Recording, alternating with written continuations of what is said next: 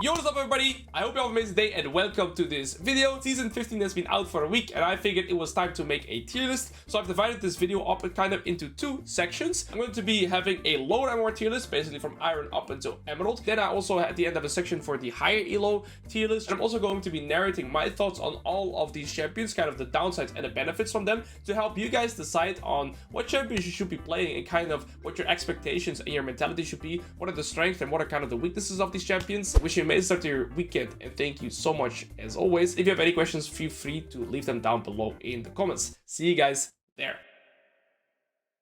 Alrighty guys, so starting off with the lower MMR tier list is going to be between Iron and Emerald. That's what it's catered to. I'm going to share my thoughts on most of these champions. And some of them are going to be a little bit more self-explanatory. Some I want to highlight a little bit better. And I'm going to share my thoughts on all of them. And then we're going to start off with Mr. Urgot, which is probably my favorite top laner right now. The beautiful part about Urgot is that the stepping stone to learning Urgot is pretty simplistic. This champion has very clear reference point. Also, I would really recommend to check out my second channel where I got coached by the rank 1 Urgot. It's a 30-minute section where he explains very clearly what your goals are as Urgot. So in the first 3 levels, you want to try and play as aggressive as you can because Urgot is, well, top 5 strongest early game champions. And then basically from level 3 to level 9, you're basically playing to go with the wave states. You are not that strong, but at level 9 you spike extremely hard because your W gets upgraded. You try to get towards your cleaver ASAP, and then the build path you go is cleaver, Aatrox, and Jak'Sho's. And the reason why this is so good on Urgot right now, with Boots of Swiftness are also absolutely broken,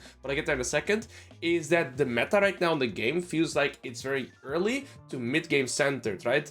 I don't think games tend to last very long. For example, I've not seen that many games where the respawning of Nexus turret is really prevalent or really important. I feel like a lot of games are decided around those mid-game skirmishes because there's simply so many. You're gonna have the second Herald, or so the Herald that spawns a little bit later. You're gonna have Atakan, you're gonna have Dragon, sometimes even Soul Points already, and then Baron too. So between minute 17 to 25, there's gonna be so many team fights, and this counts of course for every champion. And one of the best mid-game team fights, like Star Wars team fights, impact is Urgot. He's amazing at switching around the team fight just with his ultimate. He's extremely strong laning phase, and Boots of Swiftness, in my opinion, are the most broken boots right now. And the tier 3 boots on him feel absolutely amazing because he needs gap close, right? And if you have the tier 3 boots, you have 70 base movement speed extra, paired with 4% additional on top of that, you're gonna have around 450 movement speed. And so right now, Urgot is kind of my replacement for, fortunately, the good old boy, Mr. Mundo. Warwick has been removed. We'll get to Mundo a little bit later. But yeah, I think Urgot right now is my favorite pick. He is S tier or S plus tier, pretty much across the board, like highest win rate top laner in high elo, but also in lower elo. And with the stepping stone also being relatively easy and having very clear reference point, I'd highly recommend everybody to test out Urgot. I tried it myself, I absolutely love him. And so yeah, we're gonna be seeing a lot more Urgot content coming out from me in general. Now moving on to Garen, I think Garen doesn't really need to be introduced. I just believe that this champion embodies everything that you would want to see in a top laner. What's so amazing about Garen is his simplistic kit, so his stepping stone and his skill ceiling is neither really high. And what's beautiful is that Garen allows you to make mistakes because your passive always gives you sustain. You don't have to worry about mana resources, so it's relatively easy to pick up in that regard too. I just absolutely love Garen. Proxy farming has gotten way more prevalent and easier because minion waves tend to die faster. And so with Garen, and the Boots of Swiftness too, Boots of Swiftness is also amazing on Garen. And I've really been loving playing Garen. You have multiple setups. You can go with a Phase Rush, and then that gets you access to the Sorcery Tree. So you should try out Axiom Arcanist, the new rune on Garen. Feels absolutely amazing. And then you have the Conqueror setup. I run it in certain matchups. You even have the Grass setup that I've seen. I'm yet to try it, but there's a lot of alternative ways to play Garen too. And I just think the champion feels very strong right now. He's staple. Axiom Arcanist feels extremely good on him too. So for me, he's a staple in the lower MMR for S+. Any top laner should try out Garen. And then the AP variation of Garen, I would say, is Mordekaiser. Mordekaiser, in my opinion, also doesn't have a very high ceilings, skill ceiling or stepping stone, thus making it pretty easy to pick him up rather. He's an amazing stat check heavy champion. He's really good to get the basics down of the game. And so yeah, these 3 champions to me are just S tier. We have Urgot, kind of as like the aggressive version. You have Garen, kind of like somewhat the passive version, likes the proxy, likes the skill, but it's really good. And then we have Mordekaiser too. And I think these 3 champions are absolutely amazing. You cannot go wrong maining these champions. They are just perfect, and it's kind of catered to your playstyle preference. And I would give it all three of them a try. Then going to the S tier, I'm going to start it off with Teemo, and the reason I think Teemo is good is because everybody hates laning against Teemo, that's a fact. But also if we take a look at the S plus tier champions, Teemo tends to do well into all three of them, so he's an amazing counter pick or just a pick to have with the amount of frequency that you'll see these champions. And he's also good into Darius, he's going to be pretty good into Sett, Volibear, so he does pretty well into nearly all of these champions that we see in the S plus and the S tier. And even though counter picks tend to matter a little bit less towards the lower MMR, it should still be really annoying for any of these champions to lane into Teemo because it's Teemo. So I think Teemo is very solid on S tier in this pick. Now Darius, to me, I feel like Darius is the perfect embodiment of a top lane champion, right? He's just a guy, but yes, I really like him right now. Again, any immobile champion, so champions without dashes, need to get their mobility from movement speed. And yet again, you're gonna hear me say it a lot, I think boots of swiftness right now are really strong, and this to me also makes Darius very strong. Feats of strength, of course, comes from first blood. They're gonna change to first 3 kills, but I mean, Darius is really able to look for first blood, to look for early game kills. I think Darius is just in a very solid position right now. Also, if you see in these S tier picks, a lot of champions don't have dashes. Darius tend to do pretty well with the melee champions, right? And so I think Darius is very solid in S tier. Moving on to Mr. Cho'Gath. Cho'Gath is an interesting one right now. I always believe that Cho'Gath kit is a little bit outdated, but he tends to prove me wrong time and time again. You don't go for a Warwick build anymore. What I've been seeing right now is Hail of Blades into some weird AP or tank variations. There's a lot of different items you can go depending on the game, and I'm still testing that out myself as well. But they get Hail of Blades with Sorcery second, and you may have guessed it, Axiom Arcanist, where the execution as well, similar to the Garen. I've tried it for a few games. It feels amazing to me. Of course, Cho'Gath is also a pretty good champion to play towards lower more due to his stat check with his sustain. And so I think Cho'Gath is in a really prime position right now. Kayle. So the top lane champions that we mentioned, right, that are good right now are all melee. They don't have that much easy gap close potential. And also, for example, Mordekaiser and Garen are somewhat, and even Urgot too, besides the early game, are kind of scaling oriented champions towards the mid game. And Kayle is able to kind of survive lane into them. And with game states also tending, and this might be a little bit counterintuitive to the points I made earlier, but towards the low MMR, sometimes mistakes won't get punished as hard, meaning lane or games will tend to last longer every now and then. And Kayle is just an amazing champion in those states because you're gonna get to level 16. Of course, you have all the rose petals on the map now as well, which gets you to level 16 faster. And with those reasons combined, Kayle has a statistically really good win rate too. And I think this champion deserves to be in S tier just because of those reasons. And yeah, her kit is really nice to play as well because your identity is very straightforward. You want to get as much farm and EXP as possible. And I believe learning how to play this playstyle also sets you up for so much success on other champions. So I think just learning Kayle as well, it's kind of different, but it helps you understand so many core concepts of the game. So I think in that regard, Kayle is good. Then Malphite, he's just see, the thing is, Malphite towards the lower more works because Malphite can always be useful in the game, even if he's 0-10. I think this champion can be S+++ tier when picked in the right scenarios. Let's say enemy pick like Jace Viego topside, then if you are Malphite, just good luck ever getting through him, right? And then they also have like Jace has no dashes, for example, so it's really easy to land your ult too. Malphite is just that stat check guy that will always be useful, even if you're 100 CS down with your ultimate. And yeah, that's why he just always tends to do well, and Malphite deserves S tier for that. Sett is one of the best stat check top laners in the early game. He's really hard to approach, has a lot of damage, right? Has a lot of burst and DPS too. I like to call Sett CEO of extended fights because he always has 2 auto attacks and his E and W are so hard to play around. People really struggle laning into Sett. I believe the higher elo you go, especially when you're like Masters Plus, it is so hard to play Sett because people know how to space around your E, and it's going to be hard to get plus you can get kited very easily. But the lower elo you go, it's a bit easier to pull that off, and I don't mean that in any condescending manner, but that also just makes Sett a ridiculously nice champion to play, and so for those reasons he is S tier. Heading over to Tahm Kench, kind of similar, that he is just really good with stat check potential. The one big downside that I always have with Tahm Kench is that you have a very big lack of wave clear. I would always be a little bit more cautious of that, right? You don't really have good wave clear, but you have extremely good laning phase, you have good sustain, you skill pretty well. I've seen some AP variations with Tahm Kench too, and I think this champion with the heartsteel buffs is also just really good, and he's statistically always performing well. I'm mainly highlighting the positivity of most of these champions, right? Some slight drawbacks to, like, for example, Sett, you can get kited really easily. For Malphite, you're pretty draft reliant. Kayle, you have weak early game. Cho'Gath, you gotta be able to land Qs if they have a lot of mobility. It's hard to play Cho'Gath. Darius can also get kited, right? And these S+ tier champions, they're just too broken. They're just too broken right now. Like, they have no draw. They of course have drawbacks, but I think they're just too solid. And then Volibear, I think Volibear is really awesome in the regards that his kit is very one-dimensional in terms of trade patterns. Nearly every matchup will play in a similar way, where you try to QEW on top of them, right, and get your mark off. And what's also really nice about Volibear is that it's pretty easy to proxy farm, and I think you have a lot of build variation, right? You've always had the Rot of Ages into Navori Quick Plates. I think that's not that good anymore, but now the build that I would recommend is a movement speed cater build, where again, boots of swiftness, and because that allows you to get close more reliably too, right? Volibear wants to land QE combo, so if you have boots of swiftness, it's gonna be easier. I think Baus plays it with like a Cosmic Drive, Proto Belt, and then Food Tank. I'm not sure what the build path is right now. You could even sometimes go for a more bruiser or split push oriented build. Volibear has a lot of options, and I think he's a very good staple to play champion in it. So that's pretty much the rest of those champions, right, is gonna be, we're gonna go over them, some a bit longer, some a bit less, but what's important to of course establish is that when these champions in S+ tier and S tier are so staple, anything that doesn't tend to do too well into those, or just get stat checked, or just like easier to pick up, better to perform with on a consistent manner, they're always going to be less. So for example, Riven and Irelia, these two champions, in higher elo, they are amongst the best right now.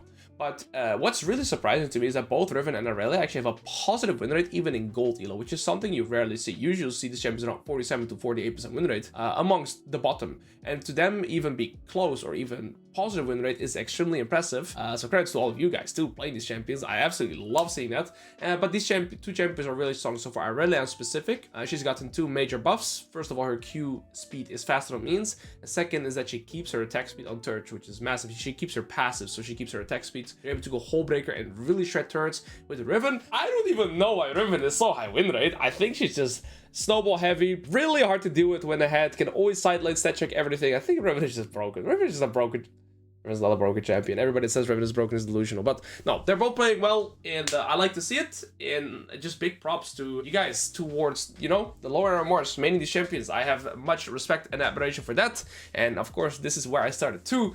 And ultimately, just props to you guys. Now, my beloved Mundo. See, the thing is with Dr. Mundo is that Riot has nerfed this champion repeatedly. So many nerfs on his E and the scaling. It used to be 4% of total health, I believe, that gets converted to AD. Now it's like 2.5 or something percent, like 1.5% off. They just kept taking more. It's just pretty brutal. And so now that Warwick's rush is gone and you're able to always go to Heartsteel, he's just a slower champion on the map. Unending Despair, which was one of his favorite items, has been nerfed. It's still good. The build path I go right now is Heartsteel, Unending Despair, Spirit Visage, but he doesn't feel as strong as he felt previously, and you see it in his win rate too. It's still positive, and he's still really good. He's still stable. He's still an A tier, but I don't believe he's as good as he used to be. There's that. Going over to Kled, and Kled is also kind of to me a champion similar to Irelia and Riven, which is also important to mention, is that you don't play these champions casually, you kind of one-trick them, which is also usually what you'll see with these champions, right? So anybody could pick up a game with Garen or Urgot and do pretty well. You pick up a game with Kled, Riven, and Irelia, it's not going to be as easy. And so Kled is kind of a niche champion, but if you're able to utilize his kit well, he can be extremely oppressive, and he can even be S tier as well, especially into certain matchups. And so yeah, I think Kled has a good spot in A. There's that. I think he's really solid where he's at right now. The drawbacks to Kled are, of course, that, you know, if you don't get ahead, he doesn't feel as good. He's counterpicked by quite a lot of champions, like Fiora is really good, Malphite is pretty good, like some other static champions. It can just be really hard for him to try and progress. But at the same time, if you one-trick the champion, you learn your matchups and you study him well, I think he can be amazing. But again, I wouldn't casually pick Kled. Ornn. So I'm always surprised to see how high the Ornn win rate is towards these MMRs, because I see Ornn as a tank that is pretty hard to execute, but at the same time he's able to be played pretty aggressive in lane. He's very stable. Of course, if game time goes on, you can always upgrade all your teammates, you get your XP faster. So I can also see why Ornn is good, right? Because you're just you're probably the best facilitator as a tank to your team because of how much gold and stats you generate for yourself and for your team. Yeah, the one drawback that I always have with Ornn is that it's hard to carry the game by yourself. You're super team reliant, but at the same time, that can be a big benefit too. So there's my thoughts on Ornn. And of course, every Ornn player by default is a Giga Chat. Then we have Poppy players. Every player that plays Poppy is a...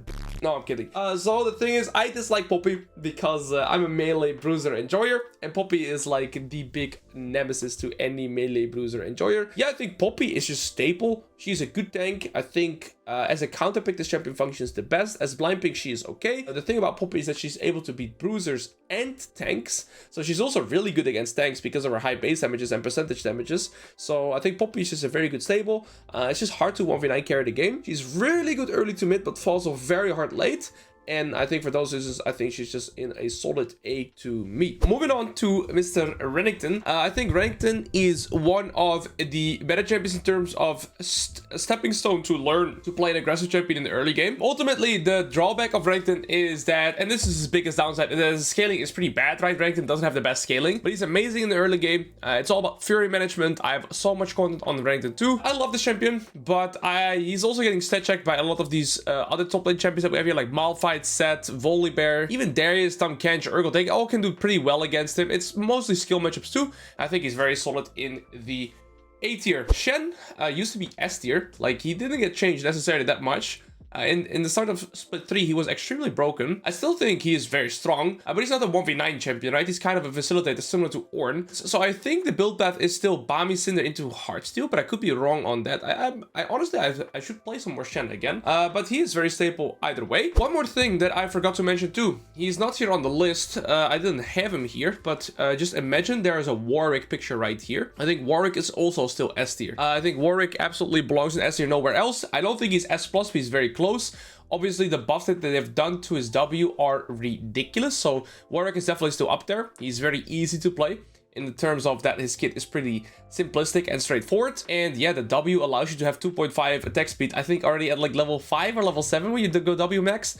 And so yes, Warwick is still absolutely amazing there too. The drawback with Warwick is that you only have single target damage. You don't have any AoE, and your scaling is pretty linear too. So yeah, I think Warwick here, I'll draw like Warwick is here in this square. Wukong.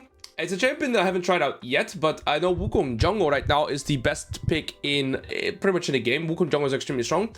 Wukong top is alright. The downside is that you are similar to Riven, where you have no sustain and you have mana issues. So there's the thing, right? You have no sustain and mana issues. I've always seen Wukong as a weaker version to champions that have a similar playstyle, like Jax, for example. But Wukong's stats are really strong right now. I think his itemization is good too. He's very simplistic. He is preferably played into a D heavy comp though, because his passive gives him armor. So prefer to stay away from Wukong if you're playing into a heavy AP comp or heavy AP topside for that matter. Let's say playing against like a Singed, Gragas, something like this. I would already be way less likely to pick a Wukong game, but if it's like, let's say Jace, Viego, this scenario we had earlier, Wukong is amazing. And Singed tends to always do really well towards the lower MMRs too. Now, Singed, in my opinion, is similar to Kled and Irelia, how we mentioned earlier. As a champion, you kind of one trick. You don't play him casually. I'm not really a big Singed player myself, but I know that he's an amazing teamfight skirmisher, especially catered to the mid game, right? He's extremely strong mid game. And with the meta being centered around mid game, I think that makes him amazing too. Downside, of course, is feats of strength. If you give first blood or a few kills, Singed tends to give away some kills in the early game to try and get into the proxy position. I also believe the bread and butter of this champion is still to try and proxy farm.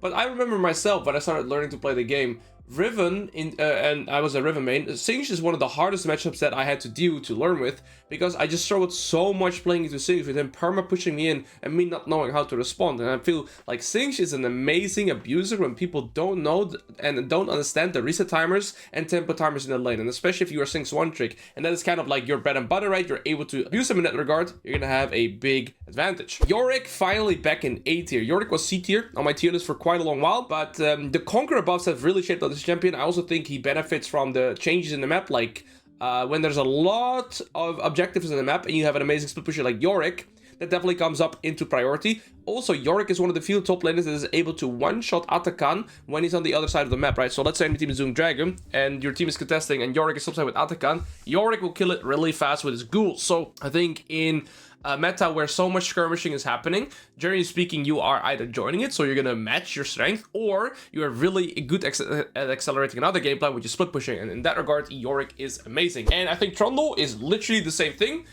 with everything we said about Yorick. And so yeah, I put Trundle there too. Vladimir is, say I put him in A tier. I'm kind of thinking of putting him in B tier. I think he belongs in B tier. I don't think he's as strong as the rest here. He tends to do statistically pretty well. So Vladimir is a good champion. He's kind of like the AP scaling champion in top lane, similar to Gwen, but then the ranged version. Maybe he does belong in A tier. Actually, I'm going to quickly search up his win rate, because now I'm very curious to see his win rate. But Okay, no, it's not that good. I think I'll put him in low A, high B. I'll probably B tier. I don't think he should be an A tier. Moving past that, so I'm gonna start off with the Wood of Void list, and I put all these champions here because they are either too hard to play, too hard to execute consistently, or too difficult of a gameplay identity to make them work reliably. So for example, Rumble is extremely good in the early laning phase and can completely control the game, but if you die once, like, good luck getting back in the game, because you're getting outskilled by nearly everything, tanks and bruisers and mages in the side lane. And so it's really hard to make a Rumble game plan execute, because you don't necessarily have to play flawlessly, but you have to play extremely well. He's gotten so many nerfs because of his oppressive nature in the early laning phase and high elo, and so I would never play a champion like Rumble. And most of the pretty much all the champions in the Wood of Void have a similar playstyle pattern. For example, Jace is an extremely good champion to play, and he is one of the most oppressive early game laners, but the drawback of Jace is that you are extremely volatile. He's extremely high skill ceiling champion. That, with his volatility, his nature of wanting to play from ahead, and his vulnerability, right? It just makes, and then of course his skill ceiling too, it just makes it so hard to properly execute Jace. Same with Gangplank, and so all the champions in that list, I just, generally speaking, would recommend to avoid. And I think if you play other champions, they are better. Now, of course, you can play all of these, right? Heimer's still an amazing champion. If you're full Heimer one trick, I think you can still do amazing.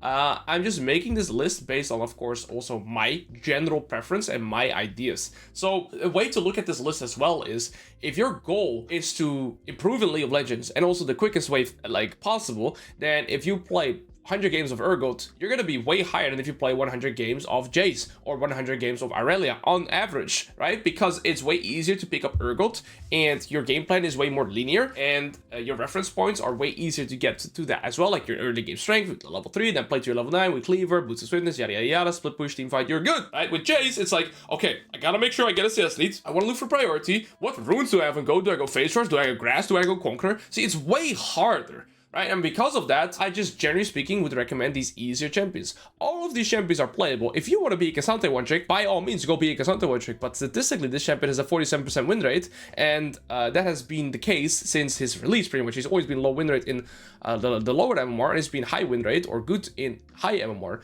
But his execution and the way he wants to play is very tough to do reliably and consistently.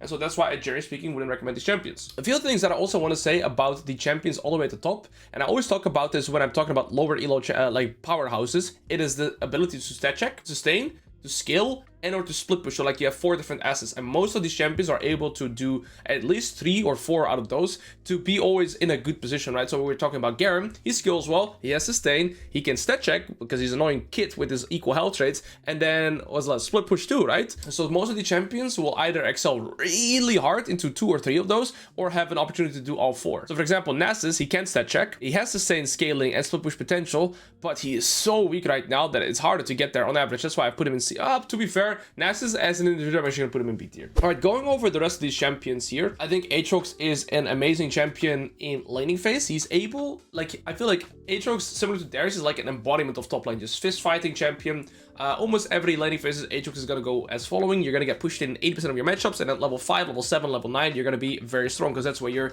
Q gets lower cooldown and more damage. Aatrox is able to lane against both tanks, melee bruisers, but even ranged champions as well. And you're always able to go even or ahead, so that's why Aatrox is so nice, in my opinion. The drawback of Aatrox is that it's really hard to kill people in the side lane and progress through that, so you can kind of only play team fights. In that regard, it kind of sucks. Like, it's really hard to kill people on Aatrox in side lane unless they fight you back, and it's hard to dive them too. So if you compare Camille and Fiora instead now with Aatrox, it's both of those champions have a really easy time catching up their opponent in side lane because of their damage, their mobility, and their way to just completely out damage their opponent, especially if there's a scaling oriented game. That's also a drawback of Aatrox. He gets outskilled after 2 to 3 items compared to most top laners. Gwen, Fiora, and Camille, all 3 have insane scaling, have insane side lane potential, split push potential, can team fight well, not as easily. Gwen is the best out of those 3. But what's really hard in all 3 of these champions, so both Camille, Fiora, and Gwen, is that they have a very high stepping stone, similar to Riven, and Irelia. I was actually hesitant of even putting these champions in A tier. I was thinking of maybe putting them in B tier as well,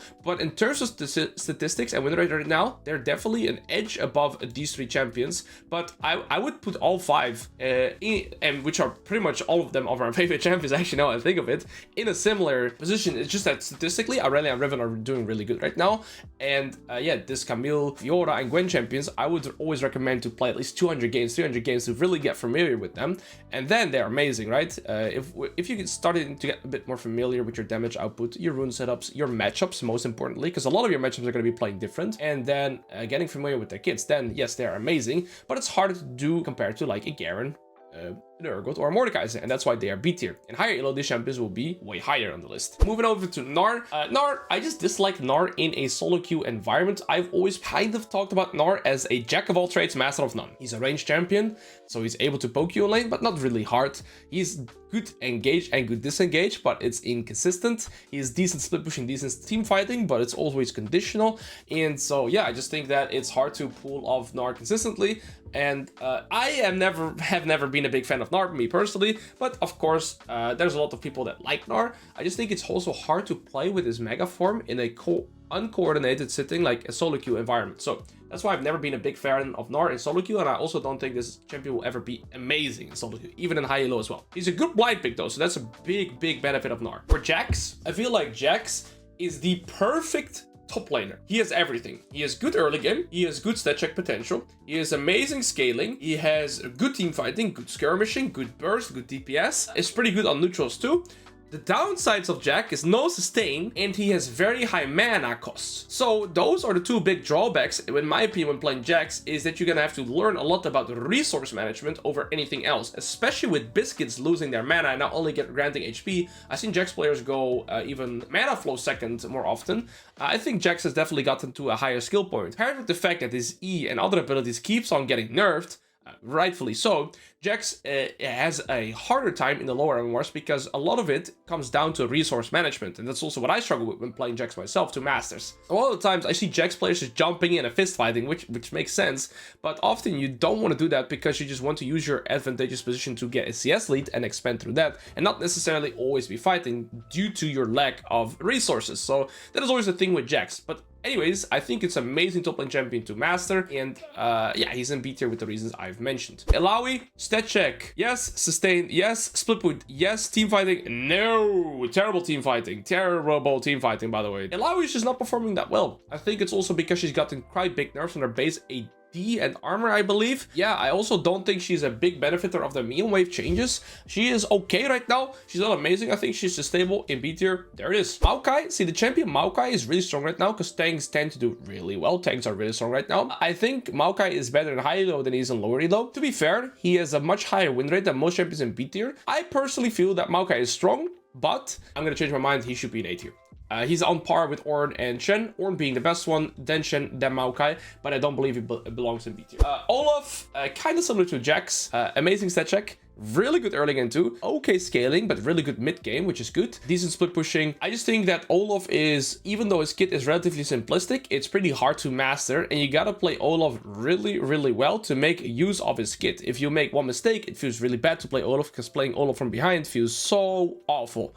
And so I just think that Darius is a better version of Olaf as of right now. And the same things that I just said about Olaf count for Pantheon as well. Pantheon needs to get ahead to be useful. So I remember the other day I was coaching a Pantheon student and he was laning against Yorick, and he messed up his all-in at level 3, and both of them didn't die, so neither died, but it made the Yorick get to level 6 for free. And then he said, I felt like I could do nothing anymore this game because he has Maiden. And I said, you're correct. You messed up your early game, you didn't get the kill, you couldn't snowball, and now you don't have any pressure anymore because you also lost half a wave. And that's the drawback of playing a champion like Pantheon. Your early game has to be on point, and that requires a lot of practice and a lot of understanding, and so by default, I'm putting him lower in B tier. Now, Mbessa was actually, I believe, S tier for me before, but she's been getting nerfed. I think Mbessa is one of the best carry top lane champions that we have in the game right now, similar to Irelia and Riven. She's S tier for me in high elo. The downside of Mbessa is that she is weak in the early game. She's similar to Aatrox, where you're kind of playing to go even in the first levels, and once you're level 7 and level 9, so you get more points in your queue, that's where you really will start seeing the strength of Mbessa. But it takes a while, and so for that, Ambessa is in B tier, and it also shows in her win rate. Now, Rengar is in this list too, and that is because Rengar has always been one of my favorite niche picks in top lane. If you are a Rengar top 1 trick, I guarantee you so many people have no idea what your kit even does, and if you're able to do your combo as well, where you're like perma-sustaining, people will feel... I hate playing against Rengar top. Like, I still get annoyed playing against Rengar top, and in Korea, there's always a few challenger Rengar top players because they are so good at doing what they do, and in my opinion, the top players that I often respect the most, but also hate the most, are Rengar top 1 tricks. They're so annoying to face, they know their champion so well, they know their matchup so well, and it's so hard to break the barrier through them, so I was include them on my list too for those reasons. And yeah, kind of similar to Kled, but harder to execute, therefore B tier. Right, Tryndamere is one of my favorite champions to recommend to be beginners or people that want to have a linear game plan. Because with Tryndamere, you go Grasp Hydra and you have infinite sustain. He is the best sustaining top lane champion, but he's insane at split pushing, insane at sustaining, stat check pretty good as well, but his scaling is actually, weirdly enough, the thing where he lacks the most, because armor in the game right now is really hard to get through. And what I've noticed is that people build what's the item called? It's the component in the Renduin's Warden's Mail. If you build that or Tavi's, Tryndamere will scratch you for the rest of the game. So Tryndamere really lacks with not having the ability to basically stack armor pen or something like this. I guess you can go Blade Root King and like a Lord Doms, but even then your damage is still pretty lackluster, and you gotta keep in mind that we're rushing Ravenous Hydra, and I believe the item that follows up is a Navori. I can't remember his build exactly. I played him 2 months ago and I felt pretty good. And see, the nice part again is that your gameplay is extremely linear. Every gameplay is going to be the same. You're looking for equal health rate, you're looking to out-sustain.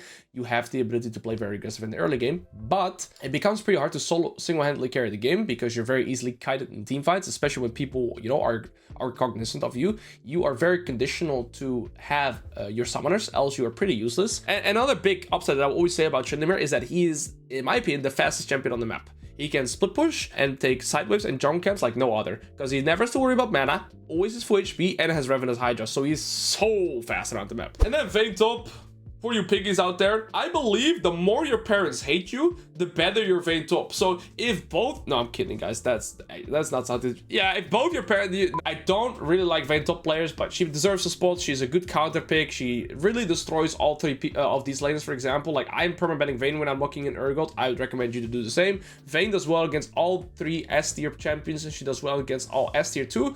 But like she is hard to pilot because she has no sustain, for example, and she's extremely vulnerable, right? So that's why I think her win rate isn't that high, but realistically, she's extremely good. Maybe an honorable mention as well. It wasn't in the champion list here, but would be Cassiopeia. I think Cassiopeia maybe deserves to be in A tier, but she's gonna get nerfed, so let's see where she's at after that. For the past, like, let's say 30, 40-ish minutes, I've kind of been narrating my thoughts on all of these top lane champions. Ultimately, and to kind of summarize it, again, I've said it throughout this as well, is you can play any top laner that you would want or that you would like. But the thing that I want you to realize and be cognizant of is when you go down the list here, when we're catering to the lower and more champions, is what you'll find is that the lower you go on the list, the more games you would probably have to play on your champion in general to get consistent at him, right? There's some outliers, like Nass is very simplistic. I would say that, for example, Tryndamere is pretty simplistic, so there's some outliers. But when you go down here, like these champions, they require a lot of games to get better at them, right? And the same for some of these. And that is why, again, if you want to climb the fastest right now, you select champions in the S or S plus list.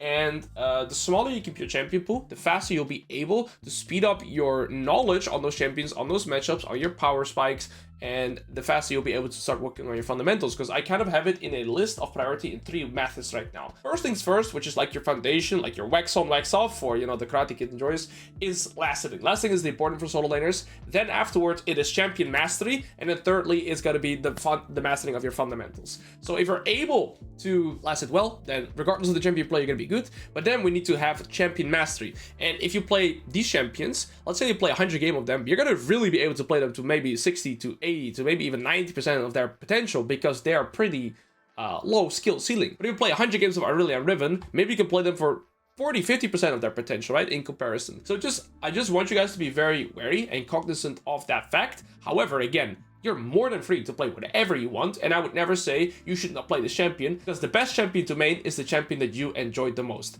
And on that note, we're gonna go over to the higher elo tier list. We're gonna keep it a little bit more summarized because we've gone over every champion, but I want to share some of my thoughts on why I put certain champions where. So let's move on. This is both based off of statistics and my own experience with playing the game so far. Well, I think it's no surprise that Riven, Irelia, and Bessa are really top tier right now, and that is closely followed to me with Urgot and Garen. These are the 5 champions that I'm currently playing on my accounts in the higher elo. These are champions that I think are just, you know, simply the best. Urgot is a champion that I still need to get more familiar with, and of course, the higher elo you go, the more counter matchups, and meta will matter because people will be understanding their champions way better.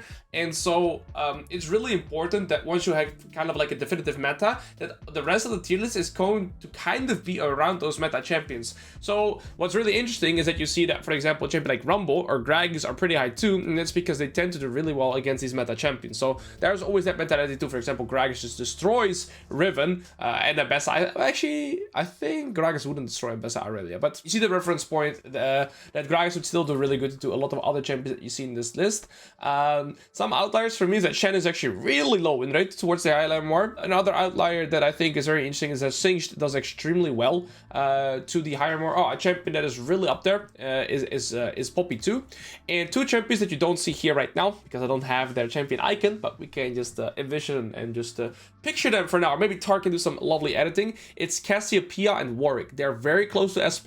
I'll put them in S, both of them, but they are definitely really good as well. Warwick and Cassiopeia are here right now too. Well, obviously, Cassandra shoots way up. Oh, and maybe Aurora. I forgot to mention Aurora. Aurora is S tier too. Just the best range top line pick. So little counterplay as any melee champion. And she can even destroy tanks and stuff like those as well. So, and for the lower elo tier list, I would put Aurora all the way down. I forgot to mention Aurora too. So Aurora's all the way down, and here she would be S tier. So sorry for that, but that is quickly mentioning Aurora too. I think nothing is too surprising here.